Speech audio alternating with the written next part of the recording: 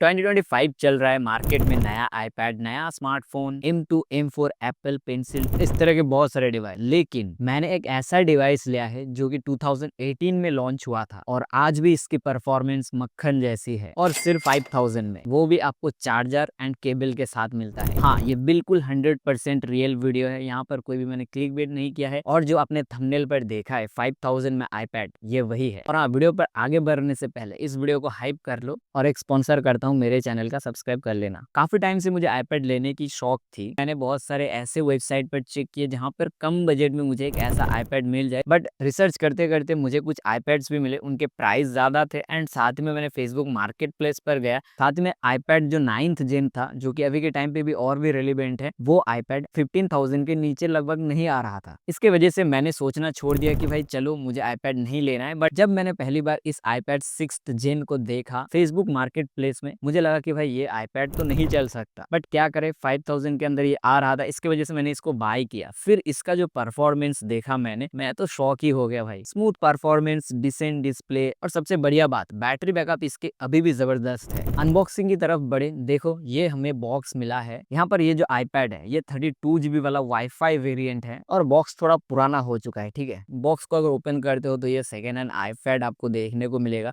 जो कि अभी भी परफेक्ट कंडीशन में ही है। मुझे ज्यादा कुछ स्क्रैचेस वगैरह इसके अंदर देखने को नहीं मिले। एंड साथ में बटन्स वगैरह, कॉर्नर्स वगैरह, राउंड जो जो भी मैंने चीजें देखा वो एकदम परफेक्ट था। दूसरी कंपोनेंट है, यहाँ पर आपको केबल मिलता है जो कि type C to lightning port है। साथ में यहाँ पर आपको 20 W का चार्जर देखने को मिलता है। अब पुराना चार्जर मैंने नहीं लिया क्योंकि काफी तक वो 5 W या फिर 10 W पर ही चार्ज करेगा। उसके जगह पे अगर मैं ये वाला 20 W एडाप्टर ले लेता हूँ तो काफी तक मुझे भी हेल्प हो जाएगी। और ये ऐड करना ज़रूरी है, यह जो केबल एंड चार्जर है ये ओरिजिनल है, बट इसके साथ नहीं आते। जिनसे मैंने परचेज किया उन्होंने मुझे ये दोनों चीज़ें प्रोवाइड करा। यहाँ पर एक चार्जर का प्राइस 2000 के करीब आता है एंड केबल का भी, तो ऑलमोस्ट 1000 का ये टैब मिल गया हमें, सॉरी आईपैड।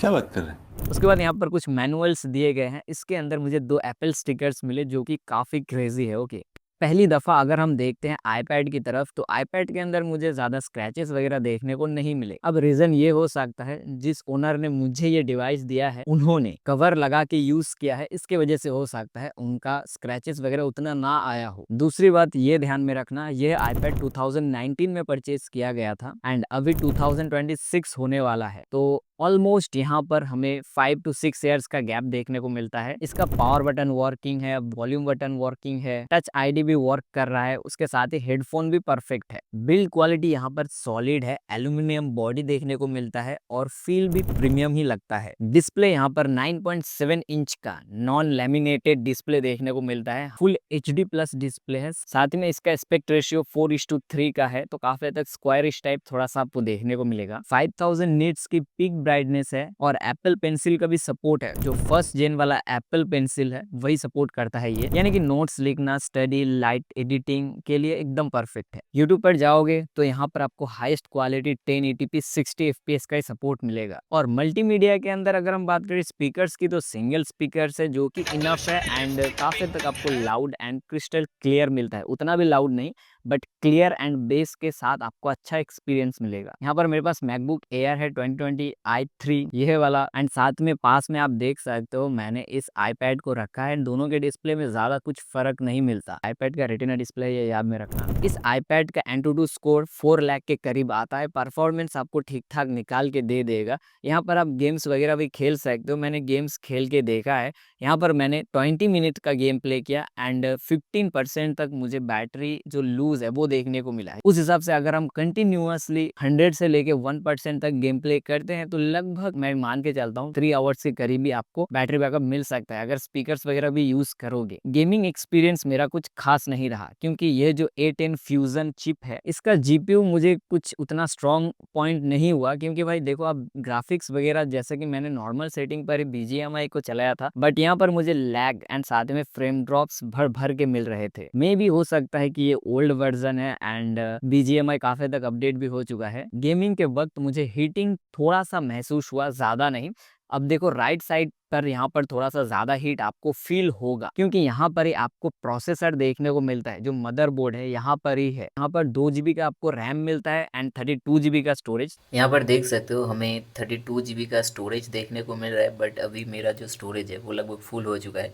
मैंने कुछ वीडियोस फोटोज़ इंस्टॉल किए अपने आईपैड पर, एंड साथ ही में यहाँ पर देख सकते हो यूट्यूब पर मैंने कुछ चीज़ें डाउनलोड की थी। हाँ, बट हाँ, और एक अगर मैं BGMI को देखूँ तो अभी मैंने उसे अनइंस्टॉल कर दिया, क्योंकि भाई पूरा स्टोरेज फुल हो चुका था। साथ में यहाँ पर Antutu का एप्लीकेशन भी मैंने अनइंस्टॉल कर दिया, क्योंकि पूरा यहाँ पर स्टोरेज फुल हो चुका था, ठीक है, स्पेस ही नहीं था। इसके वजह से थोड़ा बहुत यहाँ पर देख सकते हो मैंने ये सभी चीज़ें रखा है, फिर भी यहाँ पर अपना जो स्टोरेज है वो कितना फुल है। और ये देखो iPad OS जो अपना वर्ज़न है 9.4 GB का स्पेस इसने ही पहले कैप्चर कर लिया। तो 2 GB रैम के साथ जो 32 GB वाला वेरिएंट है, मतलब 32 GB काफ़ी तक मुझे अभी के टाइम पे कम ही लगता है। जब ये लॉन्च हुआ था उस टाइम पे तो भाई क्या ही लॉन्च कर दिया इन्होंने। परफॉर्मेंस की बात की तो यहाँ पर बैटरी की भी बात कर लेते हैं। यहाँ पर आपको 8827 mAh की बैटरी देखने को मिलती है। इस बैटरी के साथ आप अगर नॉर्मल मल्टीमीडिया या फिर वीडियो प्लेबैक ही करते हो तो आपको 8 to 10 आवर्स का प्लेबैक देखने को मिलेगा। वेब ब्राउजिंग करोगे तो लगभग 8 आवर्स के करीब ही मिलेंगे। और अगर कुछ ज़्यादा नहीं, जस्ट नोट्स बनाते हो, साथ ही में कुछ आपको थोड़े बहुत वीडियोस देखने हैं, तो आपका 1.5 दिन से 2 दिन तक बैटरी बैकअप आराम से जाएगा। बट हाँ, प्रॉब्लम एक हो सकती है, अगर इसे आप 5 या फिर 10 W के चार्जर से चार्ज कर रहे हो तो 6 to 10 आवर्स लग जाएंगे। 20 W का एडाप्टर आप अगर यूज करोगे 4 आवर्स के अंदर आपका जो डिवाइस है वो फुल चार्ज हो जाएगा। अब यहाँ पर कंट्रोल इन्वायरमेंट के अंदर ये चीज़ें डिपेंड करती है कि भाई कितना आपका डिवाइस हीट है। अगर ज़्यादा हीट होगा तो स्लो चार्ज होगा, एंड अगर नॉर्मल टेम्परेचर ही रहेगा तो अच्छा खासा स्पीड में ये चार्ज हो सकता है। वैसे 12 W का यहाँ पर चार्जिंग सपोर्ट ये करता है, बट आप अगर 20 W के अडेप्टर से चार्ज करोगे तो मे भी हो सकता है ये 15 W तक एक्सटेंड कर जाए। एंड 2025 के हिसाब से अभी इनफ ही यहाँ पर चार्जिंग स्पीड है। अब बात कर लेते हैं कैमरे की। कैमरा यहाँ पर 8 MP का बैक कैमरा देखने को मिलता है, 1.2 MP का सेल्फी कैमरा, दोनों से ही वीडियो रिकॉर्डिंग कर सकते हो 1080p पर। अभी ये जो आप रिकॉर्ड देख रहे हो ये बैक कैमरे से हम रिकॉर्ड कर रहे हैं, एंड ऑडियो क्वालिटी साथ में यहाँ पर वीडियो क्वालिटी भी चेक कर सकते हो। एंड वैसे अभी काफ़ी हद तक अच्छी खासी धूप निकली है, एंड मैं बैक पर अगर जाता हूँ तो डायनामिक रेंज अब क्या ही इसका चेक करें, ठीक है। 2018 का अभी आईपैड है, आईफोन होता फिर भी अच्छी क्वालिटी आ जाती, बट फिर भी यहाँ पर इस टाइप से कुछ आपको क्वालिटी देखने को मिल जाएगी। इससे आप वीडियो कॉल या फिर थोड़े बहुत रिकॉर्ड भी करना चाहो, और इससे आप 16:9 रेशियो पर भी वीडियो रिकॉर्ड कर सकते हो। एंड जहाँ तक मुझे लगता है सामने की तरफ आप 720p पर ही वीडियो रिकॉर्डिंग कर सकते हो। यह सेल्फी कैमरे से वीडियो रिकॉर्ड हो रहा है, एंड आईपैड का आई थिंक ठीक ठाक ही है। और लाइट वगैरह अगर अच्छी कंडीशन मिल जाती है इसको तो काफ़ी तक ये बेटर क्वालिटी प्रोवाइड कर देता है। एंड वैसे इसका ऑडियो क्वालिटी सुन सकते हो। दोनों का ही आपने वीडियो सैंपल देख लिया, फोटोज़ वगैरह भी यार ठीक ठाक है, क्योंकि यहाँ पर आपको पिक्चर्स क्लिक करने के लिए ये डिवाइस नहीं बनाया गया है। सिर्फ डॉक्यूमेंट को स्कैन करना हो या फिर कोई पीडीएफ फाइल बनाना हो, उसके वजह से यहाँ पर जो मेगापिक्सल चाहिए वो इनफ है। और हाँ, कैमरे के अंदर फीचर्स भी देखने को मिलते हैं। कनेक्टिविटी की बात करें तो यहाँ पर ये वाईफाई मॉडल है, एंड वाईफाई का ये थोड़ा सा ओल्ड मॉडल हो चुका है, क्योंकि यहाँ पर मैंने अपने मैकबुक एयर 2020 जो i3 वाला प्रोसेसर है उसके साथ मैंने इसको कंपेयर किया। अब मैकबुक का जो वाईफाई है वो थोड़ा सा स्ट्रॉन्ग है, इसके वजह से यहाँ पर जो स्पीड है वहाँ पर आपको डिफरेंस देखने को मिलता है। ऐसा नहीं कि बहुत ही कम स्पीड मिलेगा, इनफ है। 1080p 60 FPS पर वीडियो आप इस स्पीड पे आराम से चला सकते हो, कोई भी लैगिंग नहीं मिलेगा। अब कुछ प्रोज एंड कॉन्स के बारे में बात कर लेते हैं। पहली बात, जब मैंने इस आईपैड को ध्यान से देखा तो डिस्प्ले के अंदर मुझे एक चीज नोटिस हुई। आप देख सकते हो यहाँ पर आपको 3 कुछ लाइट्स देखने को मिल रहे हैं, जहाँ पर जो एलईडीज है वो ज्यादा ही पावर से जल रहे हैं,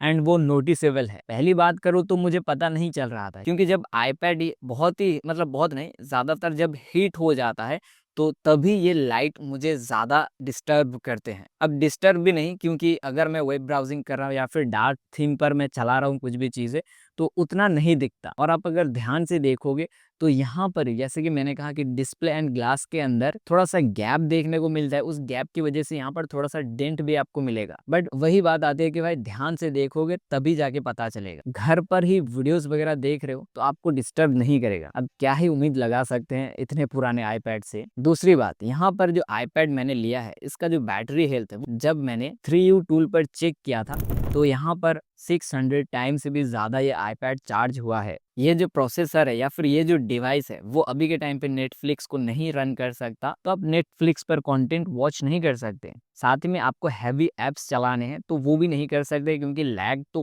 करेगा ही। सबसे परेशान मैं 2 चीज़ से हुआ, ठीक है? देखो, पहली बात तो कि भाई मैं क्वाड स्पीकर यानी कि जो मैकबुक के स्पीकर्स आते हैं उनसे मैं थोड़ा ज़्यादा ही अटैच हूँ, एंड इसका स्पीकर सिंगल होने की वजह से थोड़ा तो यार अननोइंग लगता है। और दूसरी बात, यहाँ पर आपको डिस्प्ले जो रेशियो है आप देख सकते हो, बेजल्स वगैरह काफ़ी हद तक मोटे हैं, तो वो तो थोड़ा तो हाँ भाई ओल्ड टाइप फील कराता है। बाकी अगर हम बात करें अच्छी चीज़ों के बारे में, पहली बात बजट फ्रेंडली है। 5000 के अंदर अगर मैं ज़्यादा एक्सपेक्टेशन रखूंगा तो भाई मुझे कुछ नहीं मिलेगा। ओके, 5000 के अंदर अगर आपको चार्जर, बॉक्स और साथ ही में आईपैड मिल रहा है तो इससे और क्या उम्मीद लगा सकते हो। एप्पल इकोसिस्टम का सपोर्ट है। अगर आपके पास दूसरा मैकबुक है तो डिस्प्ले शेयर कर सकते हो, या फिर आप दोनों टास्क को अलग अलग टाइप से मैनेज कर सकते हो, डिस्प्ले को मिरर कर सकते हो और कीबोर्ड भी यूज कर सकते हो मैकबुक का। और भी फीचर्स है जो कि इकोसिस्टम के अंदर आते हैं, तो आपके पास अगर कोई दूसरा एप्पल का डिवाइस है तो उसका फायदा ले सकते हो। हाँ, मैंने देखा कि भाई आईफोन के साथ उतना